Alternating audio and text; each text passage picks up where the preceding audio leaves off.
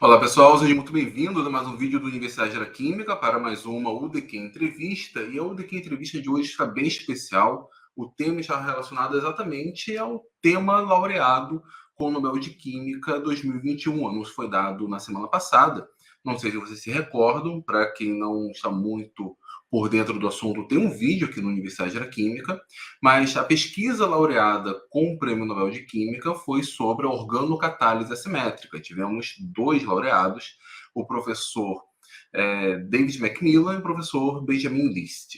E, enfim, esse acabou sendo o assunto que veio à tona, né? Ganhou todo um foco especial agora com o anúncio do prêmio.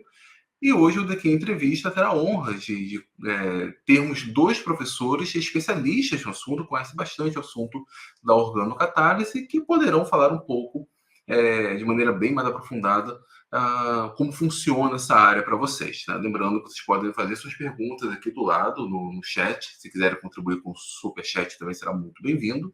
Enfim, fique à vontade, tá? Depois eles podem dar uma olhada nas suas perguntas. Teremos hoje aqui no DQ Entrevista o professor Giovanni Amarante e a professora Fernanda Gadini. O professor Giovanni ele tem bacharelado e licenciatura em Química na UFJF, na Federal de Juiz de Fora. Seu mestrado também foi na mesma universidade. Seu doutorado foi em Ciências na Unicamp e ele fez pós-doutorado, enfim, fez um pós-doutorado na Universidade da Califórnia, em Berkeley, e outro na Unicamp. Atualmente, ele é professor da Universidade Federal de Juiz de Fora, coordena pesquisa e, enfim, coordena um laboratório de pesquisa e metodologia voltado para a síntese orgânica. A professora Fernanda, ela tem bacharelado e licenciatura na Universidade Federal de São Carlos, o mestrado também foi na mesma universidade, é doutora em ciências pela Unicamp. Durante seu período de doutorado, ela fez um estágio no Instituto Max Planck e trabalhou bem próximo do professor Benjamin List, que é alemão. Fez seu pós-doc nos Estados Unidos sob a supervisão do professor David Macmillan, sim, o mesmo laureado com o Prêmio Nobel de Química. Atualmente é professora da UFRJ no IPPN, o Instituto de Pesquisa em Produtos Naturais, e também coordena pesquisas na área de síntese orgânica. Pessoal, temos o grande prazer de receber no DQ Entrevista o professor Giovanni e a professora Fernanda.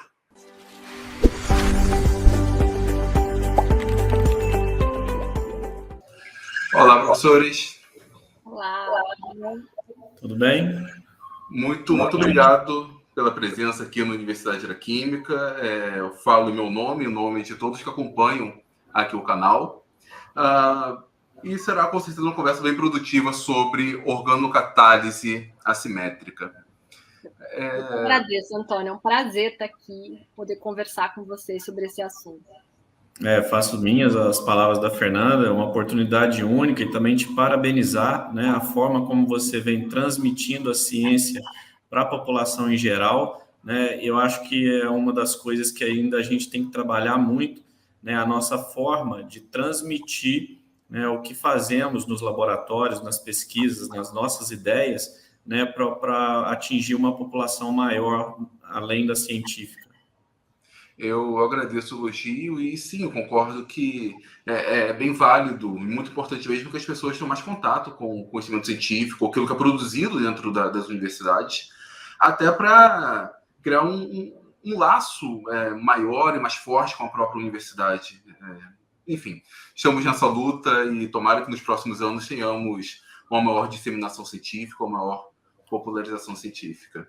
Não, é isso aí, é um prazer estar aqui, é realmente um exercício que a gente tem que fazer, né? Porque a gente acaba sempre falando dentro da universidade, sempre para o nosso público específico, aí fica falando com palavras que a gente se acostuma a falar e não traz isso para a sociedade. No final das contas, dá para a gente conversar com tranquilidade, mostrar o que a gente está fazendo e dividir isso com o maior número de pessoas, né?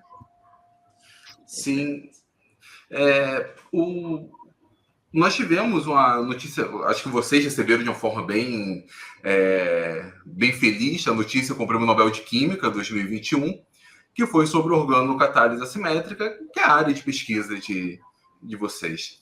eu cheguei até a gravar um vídeo falando um pouco sobre, em linhas gerais, né, como que era a área, mas com certeza vocês têm muito mais a contribuir com a sua experiência. E, se me permitem, né, para iniciar aqui a discussão, acho que a primeira pergunta, né, que poderia vir à mente é o que é a organocatálise assimétrica, né? O que está por trás do título da pesquisa que ganhou o Prêmio Nobel. Poderiam falar um pouquinho? Podemos sim. Começa então, Giovanni, falando. Bom, a organocatálise é o uso de moléculas orgânicas, né? Moléculas orgânicas, aquelas que são constituídas principalmente de carbono. Então, é o uso dessas moléculas orgânicas, pequenas moléculas orgânicas, que são derivados de aminoácido ou o próprio aminoácido, para fazer catálise em transformações orgânicas. Então, é o uso dessas moléculas para catalisar, para acelerar essas transformações orgânicas. E é organocatálise assimétrica, né? Então, é para fazer isso com indução assimétrica, ou seja, para fazer isso de maneira seletiva, para quando a gente forma aquelas estruturas que têm carbonos com 4 substituintes diferentes, que são centros estereogênicos, fazer isso de forma seletiva, fazer isso como se fosse, né, as nossas mãos, fazer a nossa mão direita frente à nossa mão esquerda, fazer isso de forma seletiva, e essa é a grande coisa da catálise assimétrica. A organocatálise vem para complementar essa área da catálise assimétrica, para fazer isso de forma seletiva, acelerar essas reações e trazer indução assimétrica. Concordo bem com o que a Fernanda disse, só queria reforçar, né, buscando até um vídeo que vocês tiveram acesso do Antônio recentemente, né, que a palavra catálise, ela já está no nome, né? Então, essa catálise, ela é a mesma, ela precisa diminuir a energia de ativação, o catalisador, ele precisa ser regenerado no processo, né? A inclusão da palavra orgânico, né, organo, né, na verdade, aí a Fernanda, né, relatou muito bem, né, uma molécula pequena, né, de baixo peso molecular, porque tem essa origem lá na enzima, na biocatálise, né? Então, por isso essa questão do baixo peso molecular, então promovendo uma reação. E o fato de ser assimétrico, ela tem que ter um elemento de assimetria nela, né? Pode ser qualquer um deles, né? Pode ser o carbono quiral, né? Tem que ter um elemento de simetria para que isso seja transmitido, né, na reação. Então, na essência, é isso. O termo catálise, ele é bem conhecido mesmo dentro no mundo da química, né? A priori, qualquer aluno de química, ele deve conhecer o significado da palavra catálise. É uma área extremamente importante. Tanto é que eu estava dando uma olhada, tivemos 7 prêmios Nobel, agora o 8º prêmio Nobel, dado para a área de catálise, de formas diferentes, com vertentes diferentes, mas temos o 8º prêmio Nobel para a área de catálise. Nesse caso, estamos falando da organocatálise. Temos outros tipos de catálise, o Giovanni comentou, a biocatálise, a catálise enzimática. Se eu fosse pegar uma terceira via, uma terceira classificação, seria a catálise metálica. E quais as vantagens, ou desvantagens mesmo, né? Nem tudo são flores. Então, quais seriam as vantagens ou desvantagens dessa via, da organocatálise, em relação às outras? Antes de falar especificamente da organocatálise, eu sempre gosto de pontuar, quando a gente fala de catálise, a gente pensa, a gente vai diminuir a energia de ativação e, consequentemente, acelerar uma reação. E aí a gente pensa, a gente está acelerando a reação, a gente está ganhando tempo. Isso, sem dúvida, é extremamente importante, porque ganhar tempo é ganhar menos consumo de energia, é ganhar dinheiro dentro da indústria. Mas eu gosto sempre de pensar que tem algo além, porque quando você fala de acelerar uma reação, de diminuir a energia de ativação, você está falando de acelerar uma reação, mas você está também falando que você pode fazer uma reação que precisa de altas temperaturas, você não vai precisar de altas temperaturas para fazer, uma reação que às vezes você precisa de 200 graus para fazer, com catálise você faz ela a temperatura ambiente. Então, que também é redução de custo, mas também é uma forma mais fácil de você produzir aquela substância, e tem também o fato de você conseguir, por exemplo, fazer reações que teriam uma energia de ativação muito alta, que não seria possível de fazer nas condições que a gente tem para fazer, que passam a serem permitidas só depois que a gente usa a catálise. Então, a catálise, assim, essa ideia de você diminuir a energia de ativação e acelerar, ela é bastante ampla. E quando você faz isso, você consegue agora com temperatura ambiente ou baixa temperatura, que nem a organocatálise, a gente faz essas reações a 0 graus, a menos 20 graus, a menos 40 graus. Por que a gente usa essas temperaturas? Para a gente conseguir agora fazer essa reação que tem dois caminhos, o que vai para a mão direita e o que vai para a mão esquerda. Esses dois caminhos, eles vão ter barreiras de ativação diferentes, e aí você consegue fazer, com controle de temperatura, escolha de um caminho. Então, a catálise, ela também permite a seletividade das reações. Então, ela traz tudo isso, a catálise de um modo geral, não a organocatálise, né? A catálise metálica, a catálise enzimática e a organocatálise juntas, que estão dentro, são os 3 pilares que a gente fala da catálise assimétrica. A organocatálise surgindo em 2000, com as publicações deles, ela se junta à catálise enzimática, a biocatálise e a catálise metálica, ela permite tudo isso. A organocatálise, quando a gente olha, ela vem para complementar mesmo. Eu gosto, assim, sempre em ciência, eu acho que as coisas são complementares. A gente não pode falar, ela substituiu alguma coisa. Não, ela complementa mesmo essa área, e acho que isso já é uma vantagem, né? Você aumentar as suas possibilidades é uma grande vantagem. Mas a organocatálise, o que ela tem de diferente dessas outras catálises? Então, o Giovanni pontuou, são moléculas pequenas. A gente está comparando com proteína, com enzima e com os próprios metais. São moléculas pequenas, são moléculas que a gente consegue preparar facilmente. A gente usa a prolina é um organocatalisador, é o organocatalisador que o Lisch e o Barbas usaram na publicação de 2000. O Macmillan usa um derivado de L-fenilalanina, que é uma imidazolinona. Ela tem um anel também de 5 membros, contendo uma amida e uma amina na sua estrutura, mas ela é derivada. A gente faz isso em 3 etapas a partir de L-fenilalanina. Então, é um derivado de aminoácido que a gente faz de forma bem, bem simples, sem detalhes experimentais que precisam de baixa temperatura, de atmosfera inerte. A gente consegue preparar isso de forma fácil, é barato e não é tóxico. Porque a gente está usando moléculas orgânicas derivadas de aminoácidos. Então, isso tudo eu acho que traz uma grande vantagem para a organocatálise. Mas eu pontuaria o que fez a organocatálise ter toda assim, essa importância. Eu gosto de pontuar principalmente nos modos de ativação genérico. O que é isso, né? Você pode usar um único organocatalisador para promover vários tipos de reações, vários tipos de ativação. Isso de certa forma, é um diferencial da organocatálise, porque quando a gente pensa na catálise metálica e na biocatálise, a gente acaba que usa um catalisador específico para cada reação. Você precisa ter aquele catalisador com aquele ligante para fazer aquela transformação.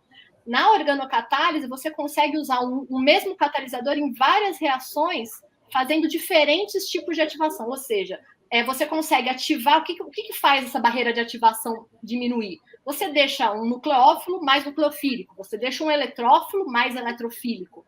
E o organocatalisador, muitas vezes o mesmo organocatalisador consegue fazer isso dependendo de quem é a espécie que está lá dentro. Então, isso em termos de versatilidade é muito bacana. E assim, não é uma reação específica. Você ativa um nucleófilo e você pode reagir com vários eletrófilos, ou seja, vários tipos de reações diferentes. Você ativa um eletrófilo, você pode usar vários parceiros de reação dentro pensando nessa ativação. Então, você consegue fazer várias reações usando o mesmo catalisador. Isso, por exemplo, eu tenho isso no meu almoxarifado, conseguir fazer várias coisas, é muito versátil, é muito bacana. Eu acho que essa a grande vantagem, a principal que eu aponto da organocatálise, que fez ela ter toda essa fama, né? Quando o Macmillan e o Lisch publicam isso em 2000, e que o Macmillan cunha esse termo, organocatálise, que também foi algo muito importante, já existiam, né? Nos anos 70, 2 publicações usando prolina para fazer esse tipo de transformação. Isso ficou na literatura e ninguém deu a importância devida para isso. Quando chega em 2000, que eles publicam, né, com uma diferença de volume aí, né, entre um e outro. São publicações praticamente, são publicações seminais independentes, né? Quando os dois publicam isso, o Macmillan diz no artigo dele, essa área, a gente vai chamar de organocatálise, essa química, né? A gente vai chamar de organocatálise, e ela tem um potencial enorme. Eu acho que aí chama a atenção para essa importância, que, assim, dali você tem 2 publicações, poucos anos, lá mais ou menos para 2004, a gente já tinha 2.000 publicações por ano, a gente tem 2.000 publicações por ano até hoje. Se você buscar dentro dos artigos e colocar organocatálise, você vai encontrar isso. Então, acho que essas são as coisas que eu pontuaria, mas os modos de ativação, na minha opinião, é o que dá essa visibilidade e, assim, que mostra a versatilidade dessa catálise. Eu concordo muito com a Fernanda que ela disse, né? Ela falou, né, um pouco da origem também, que isso veio, né?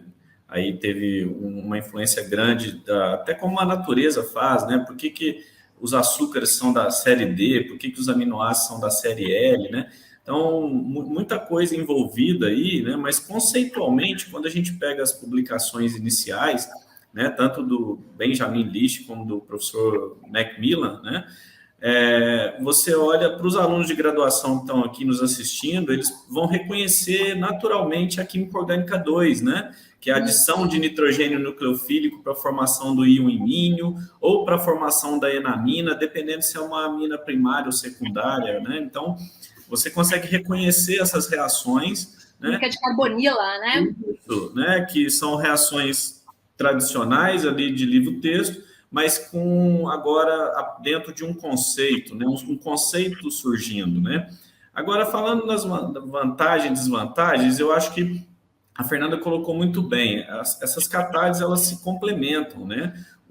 Algumas transformações químicas que até então eram pouco prováveis passam a ser viáveis, né? Então, isso é o conceito que eu também gosto muito de complementariedade, né? Isso é muito interessante, né? Por exemplo, você pega a organocatálise, apesar de já estar hoje em dia muito bem contornado, acaba que você ainda precisa usar um pouquinho mais de catalisador no geral, né, com relação à catálise metálica, que, por sua vez, em muitos casos, requer também, por exemplo, o uso de uma atmosfera diferente da do ar. Você precisa de argônio ou nitrogênio, o que experimentalmente no laboratório dificulta um pouco mais, né? Então, para você ver, né, não claro, você tem casos que você faz a reação também com a atmosfera do ar, mas tem algumas situações ou muitas outras que não, né? Então, no geral, somando o que a professora Fernanda acabou de dizer, né, eu pontuaria isso, né? Em linhas gerais, a organocatálise, precisando ainda de uma quantidade de catalisador ainda um pouco mais alta, né? Porém, né, a segurança, né, a robustez dos processos e a necessidade, talvez, a não necessidade, né, do uso de uma atmosfera especial, acho que podem ser os pontos altos aí, né, da organocatálise. Isso é muito bacana, principalmente quando a gente vê a data da pesquisa. Assim, na nossa faixa etária, na nossa escala de vida, 2000 tem pouquíssimo tempo, são 22 anos, ok, né? Mas tem pouquíssimo tempo. Já estávamos no ensino médio, por exemplo, enfim, ou entrando na graduação. E, enfim, é uma pesquisa, pelo menos a forma como ela foi desenvolvida é relativamente nova, né? Considerando 2000 como ano, o marco inicial, é bem novo. Teve todo esse desenvolvimento, vocês participaram deles, né? Viram, trabalharam com essa técnica, e agora temos a premiação. O interessante é que tem alguns prêmios. Bom, todos eles, obviamente, são relevantes, né? Isso é ponto pacífico. Alguns, como sociedade, nós percebemos mais. Então, acho que o 2020, 19 foi sobre baterias de lítio. Então, baterias de lítio, a nossa vida está intimamente relacionada a ela. Tem um celular que funciona com bateria de lítio, por exemplo. Temos outros prêmios que a gente não percebe tanto. Foi o caso, por exemplo, do ano passado, sobre o CRISP, que, enfim, é um nome que, de uma forma geral, a gente acaba não reconhecendo no dia a dia. A organocatálise, para quem não é um químico, talvez o nome seja novo, né? Dentro da química é fácil ser reconhecido. Só que, enquanto pesquisa, como vocês avaliam o impacto dessa pesquisa na química, mas principalmente para a sociedade como um todo, né? O impacto para as pessoas, mesmo não reconhecendo o nome, mas como que elas percebem isso em suas vidas? Eu acho que o impacto principal está justamente dentro dessa área, que é a catálise assimétrica, né? E complementando o que a gente já tem de catálise metálica e biocatálise, ela traz essa possibilidade de versatilidade de fazer. Porque o que acontece? Na síntese orgânica, a gente tem interesse de construir novas moléculas. E essa construção de moléculas, a gente usa diversas ferramentas. A gente precisa cada vez mais de novas ferramentas e novas reatividades. Ou seja, a gente vai lá, na verdade, isso vem assim, até porque da síntese orgânica e a gente tem a junção de átomos para formar moléculas e a interação de moléculas para formar novas moléculas. Então, entender, pesquisar, chegar a novas reatividades para formar moléculas e ter essas ferramentas para a gente construir novas moléculas e de forma seletiva agora, por conta... Acho que você comentou no seu vídeo, inclusive, muito bom o seu vídeo, o vídeo que você traz, né, falando do prêmio, você faz você fala de uma forma bem bacana o que é a catálise e traz esse assunto. Você precisa fazer a ideia da talidomida, quando você conta a história da talidomida, né, que tem um marco para a indústria farmacêutica. Todo mundo agora precisa buscar novas ferramentas, novas formas, novas reatividades para fazer moléculas de forma seletiva. E a organocatálise traz isso.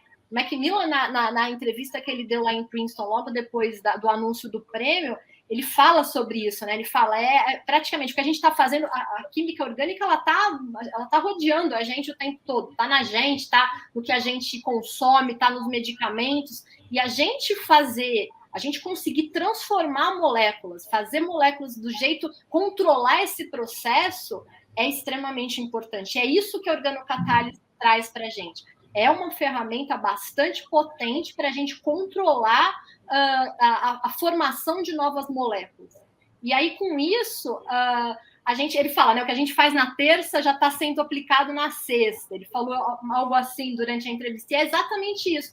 É uma química que está sendo usada e vai ser muito usada dentro da indústria, e eu, ao meu ver, principalmente na indústria farmacêutica, por conta desse potencial de fazer síntese assimétrica, né?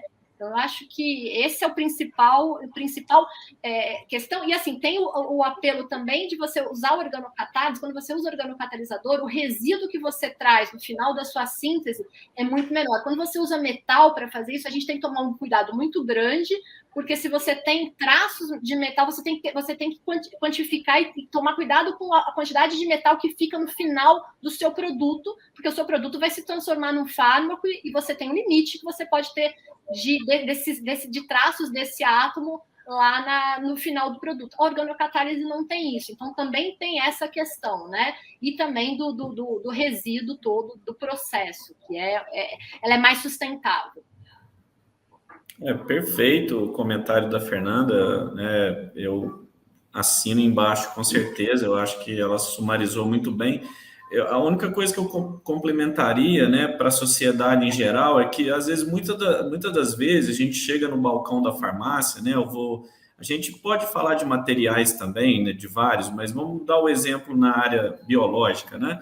Às vezes, né, a população chega com a receita médica no balcão da farmácia e vê que, às vezes, tem medicamentos que o preço é muito elevado, né? É claro que tem várias coisas por trás disso, né? Mas um dos fatores que a gente pode elencar aqui é a forma de se fazer esses medicamentos, de se produzir, né? E é onde a gente está falando, né? Se você consegue metodologias que são mais seletivas, metodologias que te dão um rendimento melhor, metodologias que que você consiga produzir essas substâncias de uma maneira mais efetiva, você impacta no custo, né? Então, é aonde a gente ressalta a importância desses estudos conceituais, né? Porque sem esses estudos, né, fica praticamente impossível de você falar em efetividade, né, numa produção de um medicamento. Isso implica no custo, isso vai passando de fase em fase e até chegar no balcão da farmácia vai implicar num impacto muito alto, né? Então, essa questão do processo em si é onde o desenvolvimento da metodologia é importante e a organocatálise vem ajudando muito, o próprio professor Macmillan falou, né, várias empresas farmacêuticas, big farmacêuticas, né, do exterior, né, já têm utilizado muito a organocatálise em seus processos, né? Então, certamente isso contribuiu, né, para que então o eleitorado, né, nobre chegasse à decisão, né? Então, foi um ponto também que certamente foi avaliado, né? Então, acho que eu somaria só esse recado aí. Você consegue diminuir até a quantidade de etapas que você vai fazer um produto final, né? A gente tem cada vez mais conseguido fazer substâncias mais complexas. E essas substâncias, às vezes, são feitas em 50 etapas de síntese. Então, assim, quanto mais a gente tiver processos, a organocatálise permite que a gente faça catálise em cascata também. A gente faz 2, 3 processos, tudo junto, acontecendo, né, um seguido do outro. Isso faz com que você diminua a quantidade de etapas que você vai fazer uma reação. Você vai ter que... Toda vez a gente faz uma reação, a gente isola um produto, aí tem o rendimento, você tem perdas ali, aí você leva para uma próxima etapa, você tem que purificar, leva para uma próxima etapa e passa por tudo isso.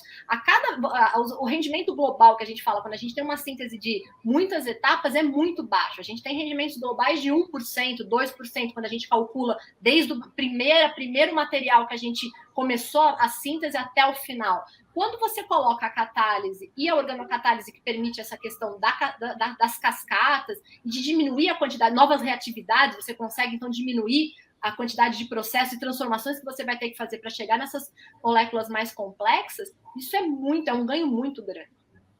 É um químico forjador de moléculas, né? Nós construímos moléculas. Quer dizer, eu especificamente não, que trabalhei na área de química computacional, mas de uma forma geral, né, um químico forjador de moléculas. E a gente fala que a gente é engenheiro, né? A gente gosta de falar que a gente é engenheiro de moléculas, a gente produz moléculas. Só para complementar um exemplo, que a Fernanda comentou e que o Giovanni também comentou, a síntese da estricnina. A estricnina é uma toxina. Estou até algum tempo para gravar um vídeo sobre estricnina. Estou fazendo uma série sobre toxinas aqui no canal. E a primeira síntese da estricnina foi na década de 50. Tivemos ali a necessidade de 29 etapas e um rendimento pífio mesmo. Em 2011, já utilizando a organocatálise, a síntese teve 12 etapas. Um número grande, mas muito menor do que o original. E teve o processo foi considerado 7.000 vezes mais eficiente. 7.000 vezes. É uma escala muito grande de melhoramento do processo. Então, é uma ferramenta fantástica mesmo. Para o desenvolvimento da química, da indústria farmacêutica, principalmente, né, para produzir ali um medicamento mais específico. De fato, essa importância foi reconhecida agora com o prêmio. Perfeito. Agora, e na vida de vocês, qual foi o papel da organocatálise? Ou seja, um pouco mais a sua linha de pesquisa, né? Como vocês utilizam no seu trabalho, seja no período como aluno ou agora nos grupos que coordenam? Tá. Eu tive o contato com a organocatálise ainda durante o doutorado para fazer um seminário, nosso exame de qualificação lá na Unicamp, né, o famoso exame que todo mundo fica tenso de fazer, e foi o tema do meu exame de qualificação, e eu apresentei esse assunto, e quando eu tive contato, assim, eu estudei mais a fundo, né, eu tive que ler mais sobre o assunto, eu fiquei, assim, muito, muito bem impressionada, justamente por conta disso que eu comentei, a possibilidade de fazer, de ter novas reatividades, então da gente ter novas ferramentas e controle para novas reatividades. Uma coisa que me chamou muito a atenção é que era o fato de você usar moléculas orgânicas e mecanismos de química orgânica, ou seja, tudo aquilo a gente conhecia. E o Giovanni falou, é química de graduação, a gente sabe. Então, assim, eu sei fazer um catalisador, se eu precisar mudar um catalisador, eu sei como é que eu mudo o catalisador. Eu sei propor novas reações, eu consigo imaginar novas reatividades, porque esse é o nosso mundo. Diferente um pouquinho da química metálica, que a gente tem que se especializar naquela... Quem trabalha com paládio, assim, dedica uma vida para estudar paládio, porque paládio é cheio de detalhes e você precisa se especializar. O organocatalisador, a gente consegue olhar para todos eles que existem, a gente consegue entender e se aventurar por todos eles, porque é o nosso dia a dia. Então, isso foi uma coisa que me chamou muito a atenção, e quando eu tive esse contato mais profundo por conta desse seminário, eu falei, eu quero trabalhar com isso. E aí juntou isso com um congresso que a gente teve lá em 2007, que é o BIMOS, foi um BIMOS, que é um congresso que a gente tem na área de síntese orgânica aqui no Brasil, bastante famoso, que a gente teve o Lish e o Macmillan nesse congresso em 2007. Eu vi os dois e eu falei, eu quero trabalhar com o Macmillan, eu quero fazer meu pós-doutorado com ele. Foi o que eu acabei fazendo. E aí eu trabalhei com essa química lá em Princeton, trabalhei com a Somo, que estava na fronteira da fotocatálise, que hoje em dia é uma outra química que ele vem desenvolvendo, que também, quem sabe, daqui a alguns anos a gente não volte a falar disso. Assim, é uma química fantástica, é uma coisa assim, que está quebrando paradigmas, mas é assunto para outro vídeo.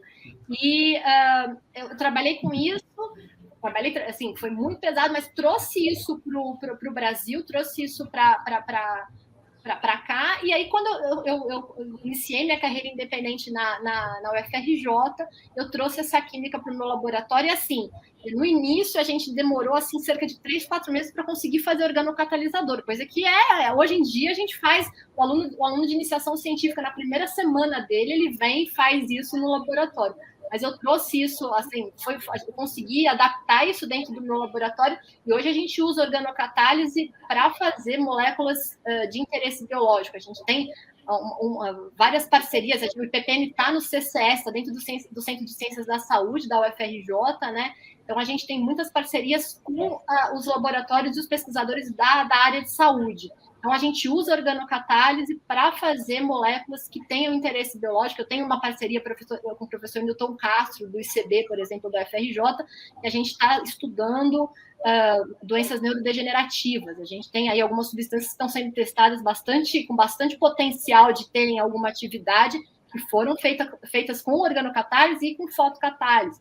A gente tem um derivado de produto natural que a gente fez, que é bem similar ao Taxol, também usando organocatálise, que também está sendo testado agora para ver se tem atividade anticâncer. Então, a gente tem aplicado essa química para sintetizar substâncias de interesse e também para processos.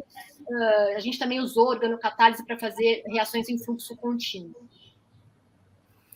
No meu caso, a história se sobrepõe muito aí com a Fernanda, né, no início, né, até a gente já comentou que, né, a gente fez o doutorado aí em período semelhante, né, eu trabalhei num grupo, né, do professor Fernando Coelho, que trabalha com uma reação organocatalisada, né, que é a reação de Morita-Bayliss-Hillman, né, então é uma reação organocatalisada, e também na oportunidade desse processo de avaliação lá da Unicamp, do Instituto de Química, que é um exame de qualificação que a gente faz, eu também tive esse contato com esse tema mais a fundo, né? Então, lembro direitinho, na época, é um artigo que eu mostro até hoje do professor Macmillan, né, nas minhas apresentações, né? Depois eu posso passar para o Antônio, passar para todos vocês, né? Um artigo que está publicado na literatura em 2007, que traz justamente falando isso, de você tentar associar eficiência, né, com reações em cascata, tandem, né, para aumentar a complexidade molecular muito rápido, né?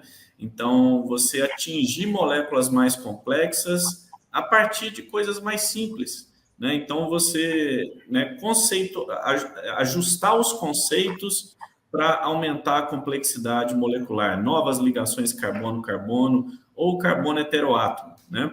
Então, isso é a filosofia que eu venho adotando até hoje, né? E a organocatálise, ela vem me ajudando muito com isso, né? Particularmente, a gente tem usado mais o que a gente chama da catálise não covalente, né? Que é a formação de par iônico, né, ou a ligação de hidrogênio, né, mas com moléculas orgânicas, né? No caso, por exemplo, do professor Macmillan, ele vem explorando com muito louvor a catálise covalente, né, que é a associação dessas moléculas. O professor Licht já acaba indo mais para essa linha. Então, hoje a gente vem explorando mais a linha que o professor Licht adotou, né, que é chamada, então, de catálise não covalente, né, que é explorar, né, a capacidade das moléculas formarem ligações de hidrogênio ou transferir um hidrogênio para formar o que a gente chama dos pares iônicos, né? Então, a gente vem usando isso dentro da metodologia para inovar, para buscar novos processos, para buscar complexidade molecular, né? Então, a influência veio muito também nessa época aí, 2005, 2009, né? Depois ela foi se aperfeiçoando e a gente foi vendo que isso aí dava para agregar tanto, né, do ponto de vista conceitual, formar bons alunos, né, esse também é o nosso foco, né, na universidade, né, então a gente tem formado, né, alunos de iniciação científica, de mestrado, de doutorado, supervisionando pós-doutores, né? Então, a gente, né, pega essas ferramentas, digamos, modernas da química orgânica, né, a catálise mediada por luz visível, igual a Fernanda falou, né? Então, a gente usa esses conceitos, né, agrega valor aos produtos ou às metodologias, né, e também formamos alunos, né, no conhecimento de fronteira, né? Então, vários dos nossos alunos já estão, né, competindo por posições de igual para igual, tanto no Brasil afora, como no exterior, né? Então, é importante falar que nós aqui, na universidade pública, a gente tem um papel fundamental, né, de gerar o conhecimento, de agregar valor ao tópico, à ideia da pesquisa, ao produto, mas também, né, um foco na formação de recurso humano altamente qualificado na área, né? Então, isso é o que vem movimentando muito, né? Então, falando um pouco da minha raiz, da influência e de como eu vejo também do ponto de vista de perspectiva. É óbvio, a formação do aluno ela é algo muito importante. É uma coisa que é um dos focos da universidade e às vezes a gente não percebe. Quer dizer, a sociedade como um todo acaba não percebendo isso. E, assim, vocês comentaram sobre... A Fernanda comentou o período que ela esteve nos Estados Unidos, trabalhou direto com o professor Macmillan. Giovanni falou sobre a formação de excelência dos alunos. E não deixa, a gente até comentou isso antes, mas não deixa de vir à mente a dificuldade que nós estamos passando hoje no Brasil, em termos de pesquisa, em termos de financiamento para pesquisa. Temos, por exemplo, a formação de excelentes doutores que, por vezes, não têm exatamente como atuar. Por não ter um investimento adequado, não tem espaço para atuar aqui. Isso é triste demais. Assim, nós sentimos isso, e a pessoa, obviamente, o formado nessa condição, sente muito mais. Né? Enfim, como vocês olham o impacto da falta de orçamento adequado, falta de verba na pesquisa? Ou melhor, a Fernanda havia sugerido, né? O Brasil não teve nenhum prêmio Nobel até hoje. Mas nós fazemos pesquisa séria, temos excelentes pesquisadores aqui. O que falta? Né? Na opinião de vocês, Fernanda, que trabalhou diretamente com agora prêmio Nobel, o que faltaria aqui para gerarmos, termos um prêmio Nobel? Então, Antônio, quando eu cheguei, isso na Alemanha, quando eu cheguei também nos Estados Unidos, o que me impressionou muito foi a quantidade de investimento que se faz em ciência. Assim, você olhar os laboratórios e o quanto eles são equipados, e assim, a gente em síntese orgânica, a gente é dependente de análise, muito dependente, a gente não tem como saber o que a gente tem dentro de um balão se a gente não analisar. Então, você ter análise com equipamentos de ponta, que funcionam, que tem manutenção, você ter acesso a isso de forma rápida E os reagentes também à disposição, o material de consumo, que é extremamente caro e que a gente precisa de financiamento pesado para ter isso disponível, né? Isso foi assim, me impressionou muito, porque a gente tinha tudo à mão. Quando eu cheguei lá no Macmillan, a primeira reunião que eu tive com ele falou assim para mim, aqui no meu laboratório, foi 2008, 2009, 2010, 2009, quando eu cheguei lá. Ele falou, aqui no meu laboratório a gente trabalha 6 dias por semana, 10 horas por dia. Tá ok para você? Eu falei, não, beleza, né? Sem problema. Na verdade, ele não estava falando a verdade, ele se trabalha muito mais do que 10 horas, se trabalha assim, a gente chegava às 9 horas da manhã no laboratório e até 11h30, meia-noite a gente ainda estava no laboratório, quando tinha reunião de grupo a gente já ficava até 1h da manhã discutindo química lá. Isso assim, de segunda a sábado, dependendo do que você tinha de resultado, inclusive no domingo. Eu sonhava com o que eu estava fazendo no laboratório, assim, eu não tinha... Era uma dedicação realmente muito intensa. Mas isso só era possível, só tinha condições de acontecer graças a gente ter tudo à mão. Então, era simplesmente querer fazer, a gente tinha os reagentes, a gente tinha as análises, a gente tinha as vidrarias, a gente tinha tudo à disposição. Então, isso é o que faz a diferença. Para a gente conseguir colocar uma tabela num artigo, num JACS, que a gente coloca lá 5, 6, 10 reações, são 150 reações que deram errado. Para a gente ter um artigo que deu certo, foram muitas ideias que a gente testou que não deram certo. Então, eu acho que isso é uma coisa bastante importante e que, assim, o fato de você ter tudo disponível. Quando eu estava no Macmillan, ele estava com um grupo com 45 pessoas, mais da metade pós-doc do mundo todo, né? Então, você ter essa disponibilidade, você ter muitos pesquisadores bem formados, com muitas ideias boas, mas com tudo à mão, com investimento realmente pesado. Ele tinha 3 laboratórios muito bem equipados, tinha um prédio que estava sendo construído, que é o prédio que ele trabalha hoje, estava sendo construído, que ia ter um andar inteiro só para ele. Tinha um centro de pesquisa da Merck, que também tem essa colaboração pesada, né? Então, tinha um centro de pesquisa da Merck dentro do laboratório dele, e tudo isso era um ambiente completamente... que dava para a gente a oportunidade de fazer grandes coisas, né? E eu lembro de no pós-doc, o primeiro projeto que eu trabalhei, eu tinha que fazer uma pirrolidina.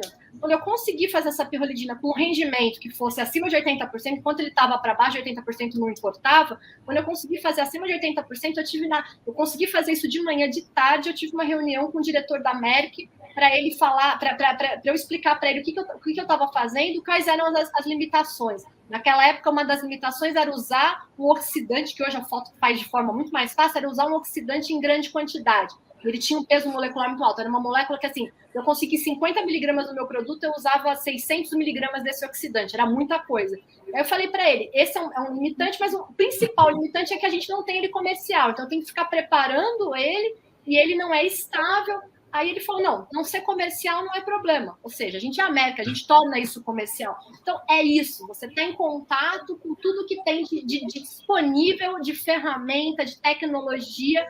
É isso que faz o Nobel. É lógico que o Macmillan... Falo assim, eu tive um contato muito menor com o lixo, mas o Macmillan, o que eu vejo nele de diferencial é visão.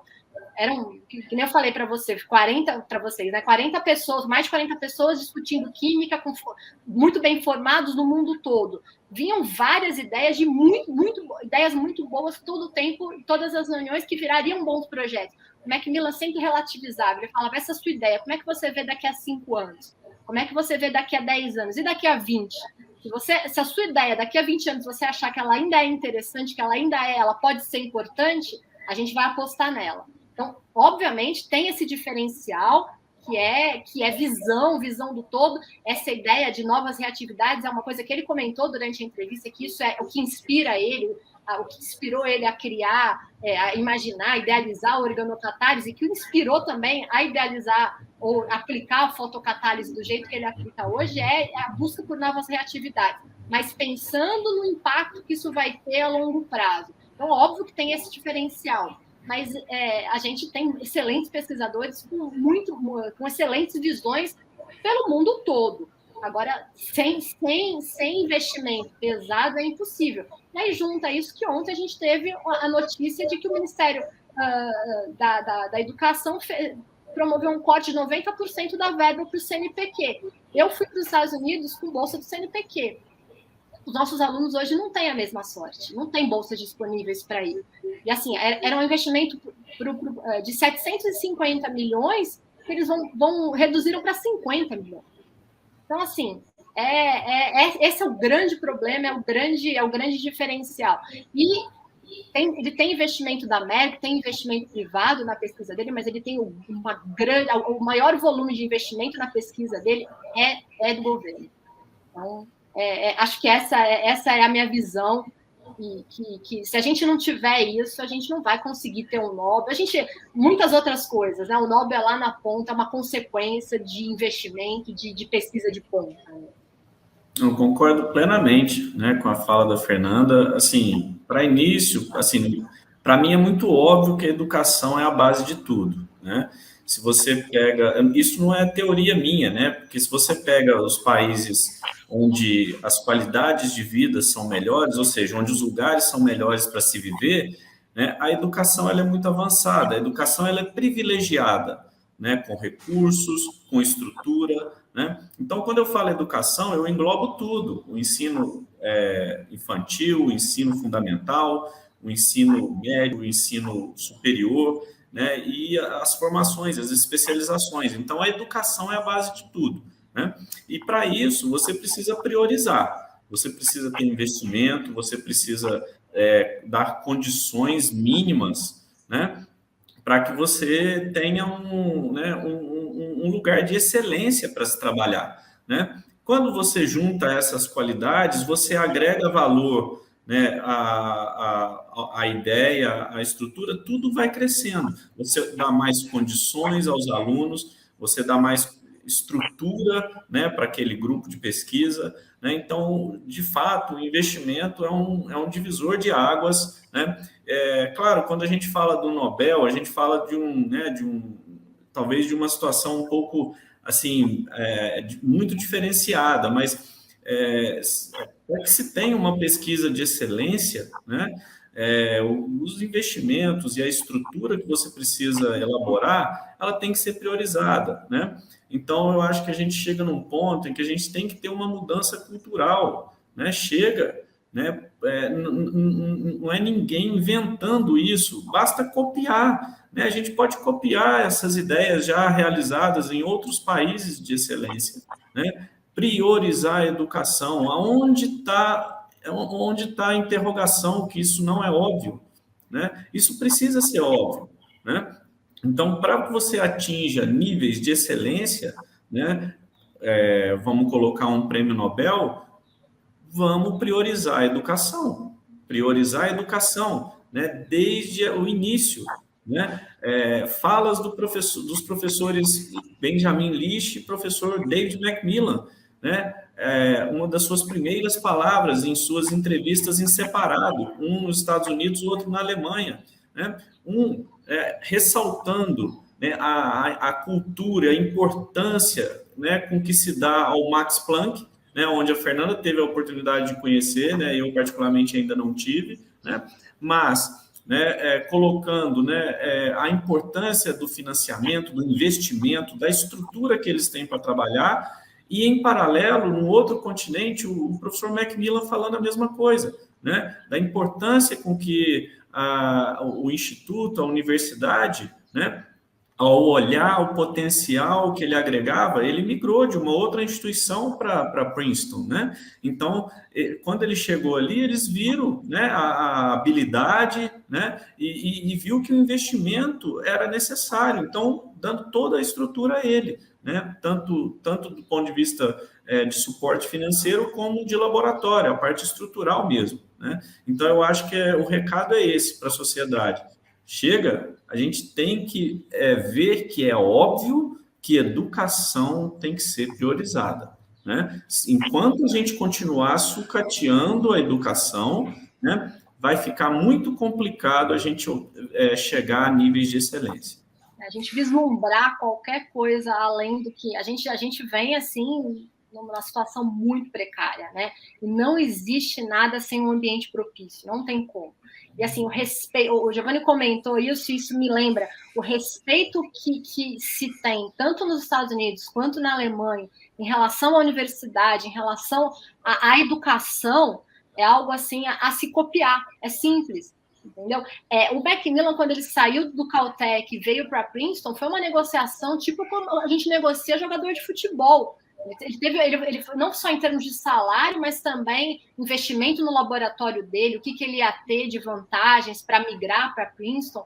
E o Max Planck é a mesma coisa. Eu lembro do Licht, uma vez eu encontrei com o Licht na USP, e ele comentando com a gente que ele achava super engraçado, por exemplo, a gente chamar, tipo, Professor Fernanda, porque isso não é professor, é assim, é um nível muito alto de importância, que a gente teria que chamar Professor Finelli, jamais professor. Ele até brincava, Professor Fernanda, porque isso para ele é inconcebível, porque realmente lá, tanto nos Estados Unidos, quanto na Alemanha, quanto na Europa, né, de um modo geral, se tem um olhar para a universidade de uma importância gigantesca, se tem um olhar para a educação, com a importância, na verdade, devida, né? Esse respeito não é nada para você tratar alguém como se fosse superior, não, mas para você entender a importância disso, você dá a devida importância e não tem como fazer isso sem investimento. E é isso aí, Giovanni, chega. Que educação é chave, que educação é prioridade, isso a gente tem em mente já há muito tempo, que nenhum governo deu a devida importância na história desse país também, nós já sabemos. Mas eu acho que nunca a figura da universidade foi transformada em vilã, em inimiga, e que a figura do professor foi transformado quase que em inimigo público. Esse é um período realmente esse recorte agora é um período de trevas nesse sentido. Quanto ao déficit de investimento, bom, isso daí é histórico no Brasil, né? Isso não tem como defender muito um determinado momento, porque a gente sempre teve um déficit nisso. Mas a atual situação ela é muito, muito complicada, inimaginável, inclusive, se formos falar alguns anos atrás. Quando a gente foi para os Estados Unidos, Antônio, a gente passava por um período que as coisas pareciam que a gente ia deslanchar, né? E aí, de repente, quando a gente voltou, a coisa foi, né? De 2018 para cá, a coisa piorou muito, muito. Eu também, só para deixar registrado, assim como a Fernanda, eu também fui financiado pelo CNPq, né? E hoje a gente vê grandes mentes, né? Potenciais alunos que poderiam também passar por essa oportunidade, né? E agregava conhecimento. Conhecimento é honesto, né? Então, a gente... isso é muito legal. Então, assim, mas aí o cara não tem onde concorrer, porque ele não tem nem aonde pedir o financiamento, né? Porque ele não existe, ele é utópico, né? Então, isso realmente tem que dar um basta, né? E a gente tem que priorizar, né? E financiar a educação em geral. É frustrante, né? É frustrante. Depois de tudo que foi investido, que a gente tem potencial, a gente tem muito potencial aqui, a gente tem muito. E a gente assim, consegue fazer coisas dentro dos nossos laboratórios que às vezes a gente nem acredita. Tamanha é a dificuldade, de repente a gente está fazendo uma química que não é competitiva da maneira que a gente gostaria que fosse internacionalmente por conta desses problemas que a gente está citando, mas a gente consegue fazer coisas muito bacanas e a gente consegue fazer ciência de qualidade. Então a gente tem um potencial gigantesco e é preciso que a gente acredite. A sociedade, que a gente tem esse olhar, porque é frustrante olhar para tudo que a gente pode fazer, olhar para os nossos estudantes com garra, com vontade, com uma bolsa que não vale nada, uma bolsa que está congelada há anos e com possibilidade de ser cortada, e eles estão lá trabalhando e acreditando na ciência, desenvolvendo coisas novas. É frustrante o que a gente está passando nesses últimos tempos, sem dúvida nenhuma. É só um comentário aqui, voltando um pouquinho, falando sobre as dificuldades que nós temos. Fernando comentou lá que tinha tudo à sua disposição. Aqui o aluno, ou o profissional que vai fazer pesquisa, se acabou o reagente, vai levar um tempão para voltar a ter aquele reagente. Se quebrou o espectrômetro de massas, ou o RNN... esquece, exatamente. Já era. Não vai ter um técnico para fazer a manutenção no dia seguinte e 2 dias depois está pronto. Imagina, o técnico vai ter a gente não tem nem o recurso, a gente vai ter que inventar de onde a gente vai tirar recurso para conseguir consertar aquilo. É trágico. Isso não aconteceria se a gente tivesse manutenção. A gente tem que ter manutenção preventiva para que os nossos equipamentos funcionem. Não é milagre, né? Muitas pessoas não têm essa ideia, né? Um não convive no meio, não sabe, e não tem essa ideia da dificuldade que às vezes se esbarra e é difícil, é quase uma montanha mesmo para tentar atravessar. A gente tira dinheiro do bolso, Antônio. A gente tira muitas vezes dinheiro do bolso para comprar, para resolver coisas, porque a gente precisa que as coisas andem, a gente olha e não tem para onde correr. É isso aí. Sim. Pessoal, olha só, já estamos há quase 55 minutos, ou seja, a conversa boa rende bastante. Infelizmente, vamos chegar ao fim, tá? Eu só queria pedir, além de agradecê-los, pedir mais um comentário no meio desse caos, no meio dessa dificuldade que nós passamos. Bom, mas vocês são pesquisadores, continuam pesquisadores, desejam ser pesquisadores. Que conselho vocês dão para a jovem geração, principalmente para aqueles que querem encarar a área da organocatálise assimétrica? Que conselho vocês dariam para esses jovens? Acho que acreditar que a gente tem muito potencial, a gente tem uma excelente formação, a despeito de tudo isso que a gente comentou, de tudo isso, de todas as dificuldades que a gente encontra, a gente forma os nossos alunos muito bem. É uma coisa também que eu gostaria de comentar.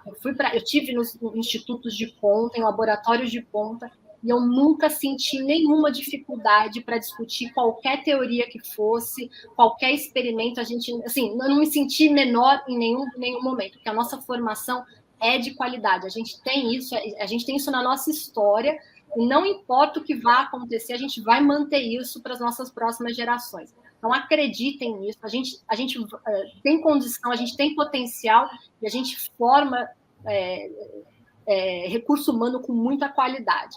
Então, é isso. Quem gostar de química orgânica, quem tiver interesse em química orgânica, estude, busque, acredite, porque assim, tem um potencial enorme, sim, e a gente tem chance de daqui a um olhar um pouquinho diferente, um pouquinho só que a gente teve, a gente já foi longe.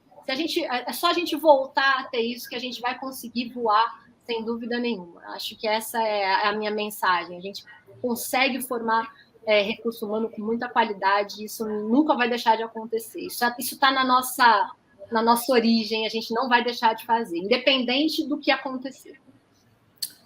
Perfeito. Acho que o recado da Fernanda sumariza muito bem. Eu vou usar, só para somar, duas coisinhas. Uma é uma palavra, a primeira delas é a persistência.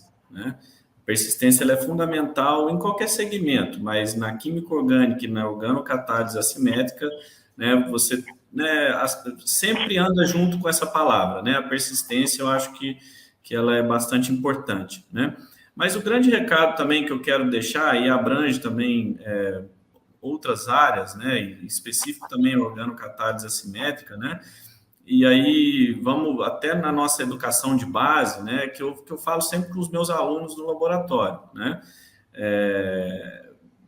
você tem que ir para o dia seguinte, analisar o seu dia anterior, e você tem que estar melhor no dia seguinte do que você estava no dia anterior, seja como ser humano, seja como cientista, Então, eu acho que você tem que evoluir, Então, você tem que fazer sempre uma autocrítica, no seu dia a dia, e você tem que olhar para trás, nos seus dias anteriores, e você tem que chegar à conclusão que você hoje é uma pessoa melhor, mais madura, você evoluiu pessoalmente, cientificamente. Quando você chega nesse tipo de conclusão, você pode ter certeza que você está no caminho certo. Por quê? Porque é assim que a gente tem que seguir. A gente tem muitos obstáculos, muitos, até mais do que... a gente já listou vários aqui. Mas o que a gente tem que fazer é ir enfrentando eles aos poucos. Não precisa também ser tudo num dia só. Mas a questão é, você tem que fazer sempre uma autocrítica, na ciência, e quando você olhar para trás, você tem que ver, chegar à conclusão que você evoluiu, porque aqui no mundo a gente não está podendo perder muito tempo, Então é isso que a gente tem que pensar, evolução. né? Fazer uma análise e sempre, né? Por quê? Porque se eu chegar à conclusão que eu não evoluí, né, é melhor parar, refletir e ver, olha, eu estou perdendo muito tempo na minha vida com alguma coisa que não está me fazendo evoluir, né? Então você faz essa autocrítica, né, e entra no trilho novamente. Olha, eu preciso estar em constante evolução, né? Então eu acho que esse seria o recado aqui, né, para os estudantes em qualquer segmento, em qualquer nível, né? Mas é sempre pensar na evolução. Dedicação, né? Acho que nada é fácil de se conquistar, nem o Nobel é fácil de se conquistar, e nem você aprender química orgânica. É muita dedicação, é trabalho duro, são horas estudando, horas se dedicando, e tem paixão por aquilo que a gente faz. Se a gente tiver tudo isso, a gente com certeza vai conseguir evoluir, vai conseguir colher bons frutos, né? Fernanda e Giovanni, muito obrigado mesmo. Pena, a conversa acabou, ela tem seu limite de tempo, mas com certeza aprendemos muito com vocês. Muito obrigado mesmo. Obrigada. Tchau, tchau. Obrigado.